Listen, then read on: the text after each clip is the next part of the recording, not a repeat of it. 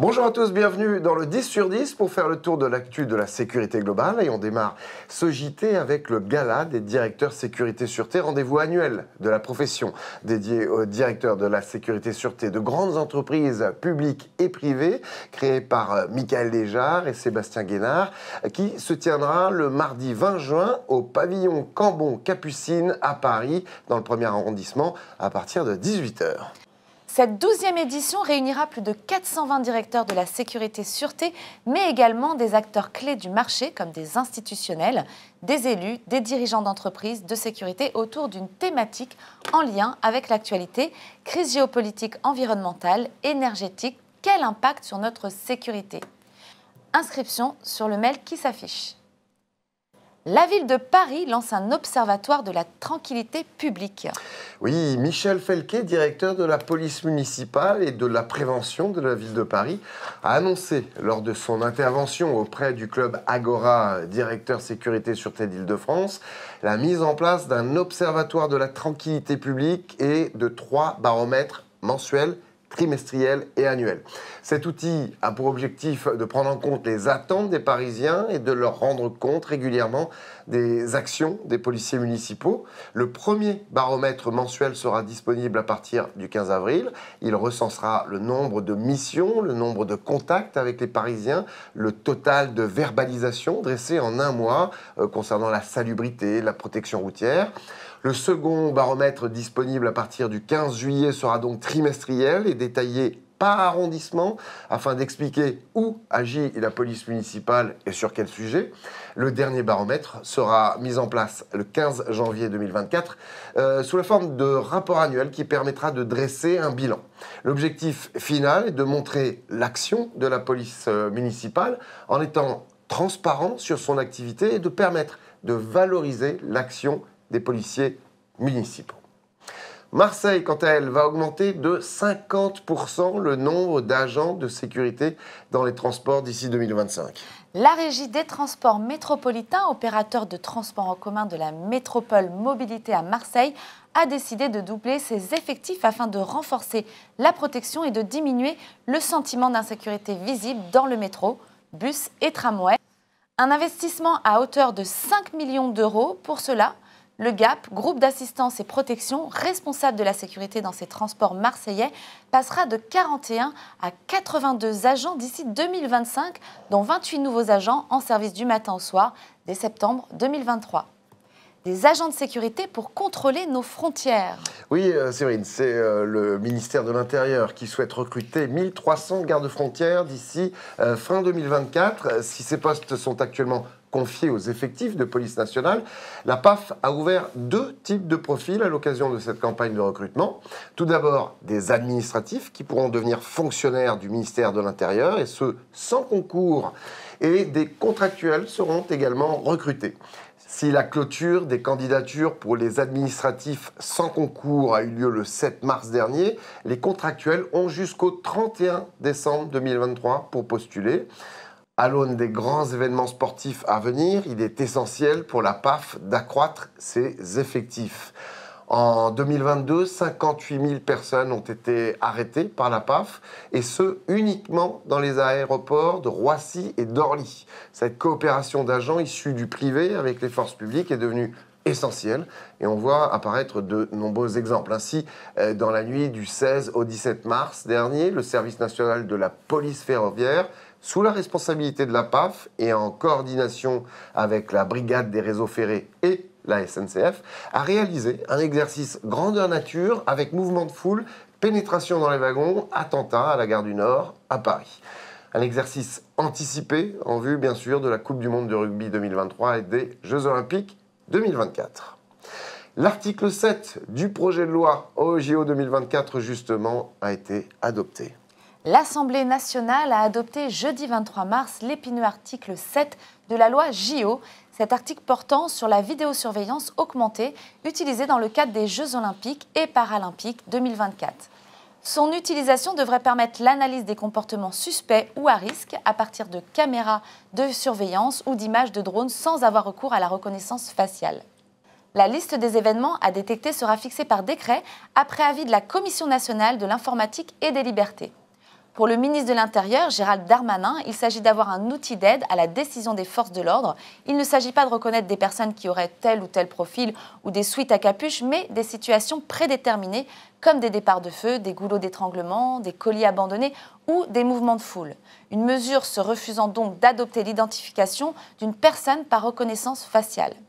Pour approfondir le sujet, l'émission L'Info à chaud sur le thème JO, quelle nouvelle technologie pour la sécurité est disponible sur notre site à partir du baromètre fiducial.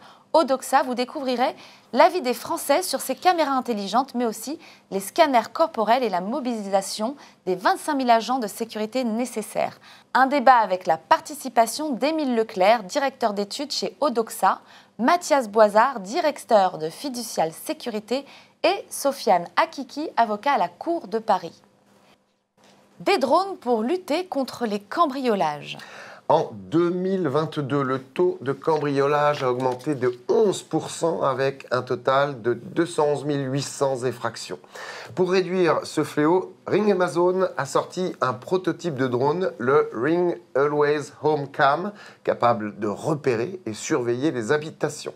Totalement autonome et équipé d'une caméra, ce drone réalise des parcours prédéfinis par son propriétaire qui peut le contrôler à distance à partir de son propre téléphone.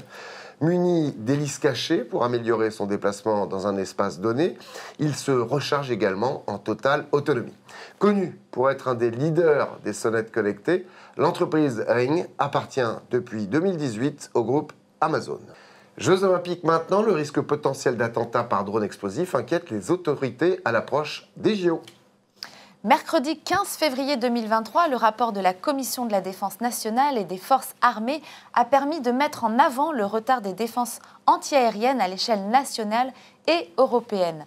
Une enveloppe de 5 milliards a donc été consacrée dans le projet de loi de programmation militaire 2024-2030.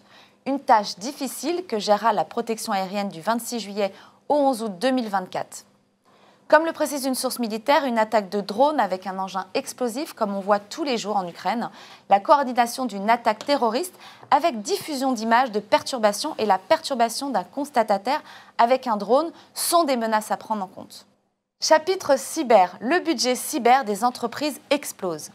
Et oui, face à l'explosion de la menace cyber, les entreprises françaises accroissent considérablement les sommes consacrées à leur cyberdéfense.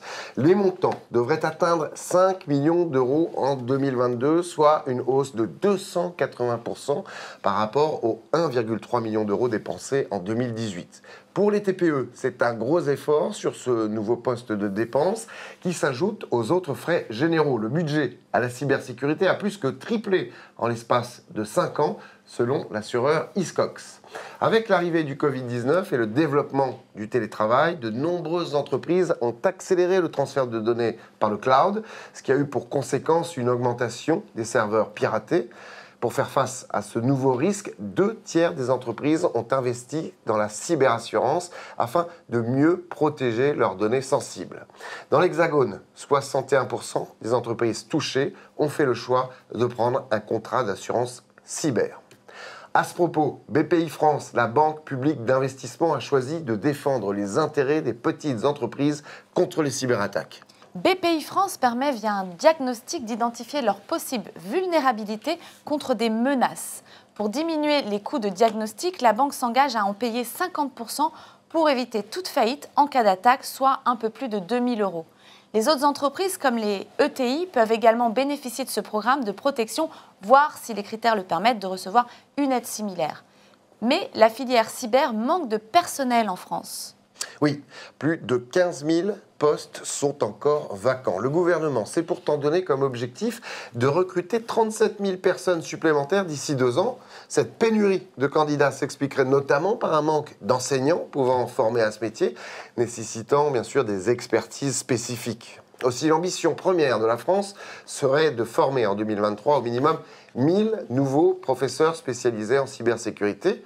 Concernant ce sujet, eh bien, le 5e salon Access Sécurité était très axé sur la cyber. La dernière édition du salon Access Sécurité, rendez-vous 100% business de la sécurité, s'est tenue au parc Chano à Marseille les 8 et 9 mars. Sur notre site, vous pouvez découvrir notre reportage de cette 5e édition qui a été marquée par une avancée des questions liées à la cybersécurité Les 80 exposants ont pu échanger sur les challenges auxquels ils font face et débattent lors de colloques et ateliers touchant des sujets divers comme l'incivilité et les nouvelles technologies. Le salon a également innové avec un espace recrutement cybersécurité et la remise de trophées de l'innovation qui a notamment récompensé pour son portillon le concepteur et fabricant d'équipements de sécurité Bolloré Protection. Nomination et départ dans l'univers de la sécurité maintenant. Dorian Pété est nommé directeur sûreté d'Expertise France. Expertise France, c'est le nom de marque de l'Agence française d'expertise technique internationale. Dorian Pété, directeur adjoint sûreté d'Expertise France depuis novembre 2020, est donc promu directeur sûreté de cette filiale de l'AFD à la place de Denis Seltenman. Il préside également LNX eSport, hub chargé d'accompagner les projets d'e-sport du ministère des Armées. Après être passé par Securitas, Honnête, Fiducial, où il exerça 7 ans en tant que directeur du développement, Bogoslav Gojakovic rejoint donc SGP, créé en 2005 par Florian Pett et qui fédère aujourd'hui 3 activités organisées en synergie, la sécurité privée, la formation, l'hôtessariat et se spécialise dans la sécurité des sites sensibles et à haut risque. Pascal Eschenberger, directeur général de l'entreprise Winbiz depuis décembre 2013, a quant à lui quitté ses fonctions le 28 février dernier. Victime d'une cyberattaque à la fin de l'année 2022 via son hébergeur InfoPro, l'entreprise avait annoncé que 8800 des 50 000 clients n'avaient plus accès à leurs services, une crise de grande ampleur qui avait touché des milliers de PME, mettant à mal plusieurs entreprises. Winbiz a alors été vivement critiqué pour la lenteur des actions mises en place pour rétablir la situation. Winbiz, qui fait partie du groupe Fiducial depuis 2012. Et on termine ce 10 sur 10 avec le livre du mois. Au commencement était la guerre d'Alain Bauer. Le criminologue expert en sécurité livre un constat sur la sous-estimation de la situation mondiale, sur l'histoire des conflits, l'inquiétude face à l'avenir et la fin de l'insouciance. C'est aux éditions Fayard et vous pouvez découvrir son échange avec Éric de Ritmaten dans notre émission La Grande Interview. Merci à notre journaliste Baptiste Vinas à la préparation de ce JT. Merci à vous de nous avoir suivis. Toutes nos émissions et reportages sont à découvrir sur ANews Sécurité. Abonnez-vous gratuitement à notre newsletter sur le site pour recevoir l'info de la sécurité du lundi au vendredi. Et vos dossiers de presse, eh bien, ils sont à envoyer sur cette adresse. Rendez-vous donc le mois prochain pour un nouveau 10 sur 10. En attendant, prenez soin de vous. Ciao Séverine. Au revoir Alexandre.